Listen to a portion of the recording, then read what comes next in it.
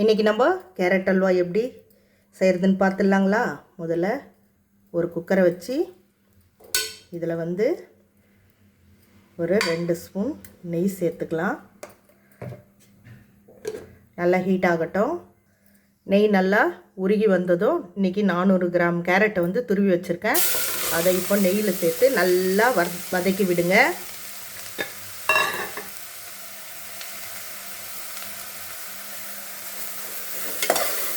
Medium ஃப்ளேமில் வச்சு நல்லா வதக்கி விட்டுக்கலாம்.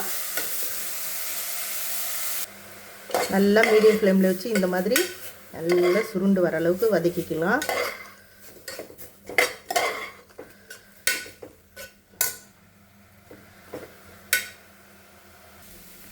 கேரட்டோட பச்சை வாசனை நல்லா போயிடுச்சுங்க. இப்போ நம்ம கேரட் எடுத்த அதே கப்பால் ஒரு 200 ml இருக்குங்க பால். காய்ச்சி ஆற வச்ச பால் தாங்க இன்றைக்கி சேர்க்குறேன். நீங்கள் ஃப்ரெஷ் பாலாக இருந்தால் கூட பரவாயில்ல, சேர்த்துக்கங்க. சேர்த்துட்டு ஒரு கொதி வந்ததும் குக்கர் மூடி போட்டு மூடி ஒரு 3 விசில் வச்சுட்டு ஸ்லோவில் ஒரு 5 நிமிஷம் வச்சு வேக வச்சு எடுத்துருங்க. வேக வைத்த பிறகு பார்க்கலாம். பாருங்கள், மூடி திறந்து பார்த்ததும் கேரட்டு இந்த அளவுக்கு சூப்பராக வெந்து வந்திருக்கு. பாலும் பாருங்கள் கொஞ்சம் திக்காய் வந்திருக்கு. இன்னும் இதை ஸ்டவ்வை பற்ற வச்சு நல்லா அந்த பால் திரண்டு வர அளவுக்கு நல்லா சூடு பண்ணி வேக விடுங்க.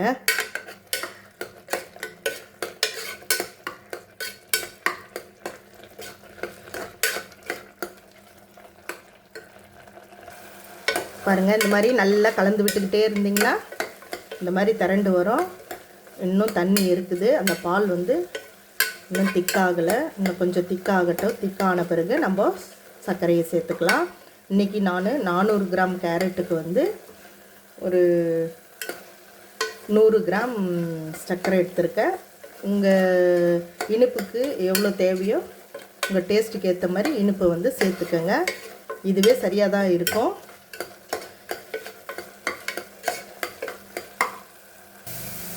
பாருங்கள், பால் இந்த அளவுக்கு வற்றி வந்ததும் ரெண்டும் ஒரு சேர வந்துடுச்சு. இப்போ இந்த ஸ்டேஜில் நம்ம சர்க்கரை சேர்த்துக்கலாம்.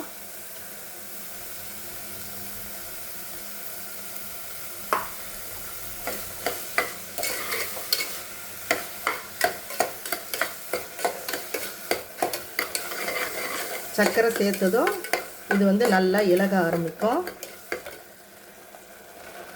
பாருங்கள், இன்னும் இறுகி வரல. இந்த சர்க்கரையே நல்லா இறுகி வரும். நல்லா இறுகி வரட்டும். பாருங்கள், நல்லா இந்த மாதிரி ஒன்று திரண்டு வரணும்.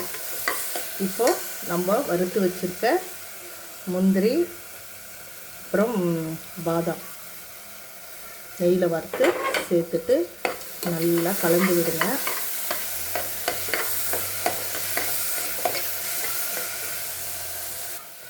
அவ்வளோதாங்க, நம்ம கேரட் அல்வா சூப்பராக ரெடி ஆகிடுச்சு. பாருங்கள், இதுதாங்க பதம். இப்போ ஸ்டவ்லேருந்து இறக்கிடலாம். அவ்வளோதாங்க, நம்ம கேரட் அல்வா ரொம்ப சூப்பராக ரெடி ஆகிடுச்சு. நீங்களும் ஒரு முறை இது மாதிரி வீட்டில் ட்ரை பண்ணி பாருங்கள். உங்கள் கமெண்ட்ஸில் சொல்லுங்கள். இந்த வீடியோ உங்களுக்கு பிடிச்சிருந்துச்சின்னா லைக் பண்ணுங்கள், ஷேர் பண்ணுங்கள், சப்ஸ்கிரைப் பண்ணுங்கள். அப்படியே பக்கத்தில் இருக்கிற பெல் ஐக்கானை கிளிக் பண்ணுங்கள். நன்றி.